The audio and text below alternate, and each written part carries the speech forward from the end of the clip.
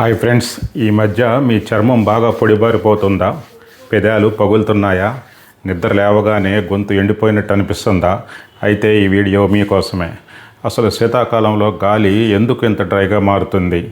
దానివల్ల మన హెల్త్ పడే ఎఫెక్ట్ ఏంటి? సింపుల్ సొల్యూషన్స్ ఏంటి తెలుసుకుందాం. ఫస్ట్ సైన్స్ చెప్పుకుందాం. చల్లని గాలికి తేమను పట్టుకునే శక్తి చాలా తక్కువగా ఉంటుంది. అందుకే వింటర్లో గాలిలో నీటి శాతం తగ్గిపోతుంది. దానికి తోడు మన ఇంట్లో కిటికీలు మూసేసి హీటర్లు వాడతాం కదా, అది గాలిని మరింత డ్రైగా మార్చేస్తుంది. దీని ఎఫెక్ట్ మన శరీరంపై గట్టిగానే పడుతుంది.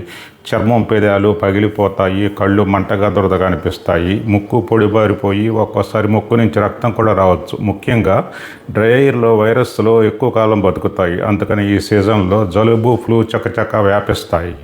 ఇదంతా విని అమ్మో అని భయపడకండి. దీనికి నా దగ్గర 5 సింపుల్ టిప్స్ ఉన్నాయి, నోట్ చేసుకోండి. Number 1, hydration is the key.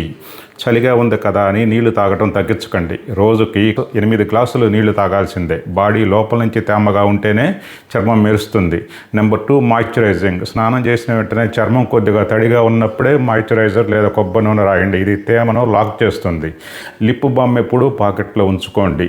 Number 3, హ్యూమిడిటీని పెంచండి. మీ గదిలో హ్యూమిడిఫైర్ ఉంటే వాడండి. అది లేకపోతే హీటర్ పక్కన లేదా గది మూలల్లో ఒక గిన్నె నిండా నీళ్లు పెట్టండి. ఇది గాలిలో తేమను బ్యాలెన్స్ చేస్తుంది. Number 4, nasal care. ముక్కు డ్రైగా ఉంటే సెలైన్ డ్రాప్స్ వాడండి. బయటికి వెళ్ళేటప్పుడు మాస్క్ వేసుకుంటే చల్లని గాలి నేరుగా ముక్కులోకి వెళ్లకుండా ఉంటుంది. Number 5, food. మంచి పళ్ళు, ఒమేగా ఫ్యాట్ ఉన్న నట్స్ తినండి. గుర్తుంచుకోండి, పిల్లలు, పెద్దవాళ్ళు, ఆస్తమా ఉన్నవాళ్ళు ఈ సీజన్లో ఇంకాస్త ఎక్కువగా జాగ్రత్తగా ఉండాలి.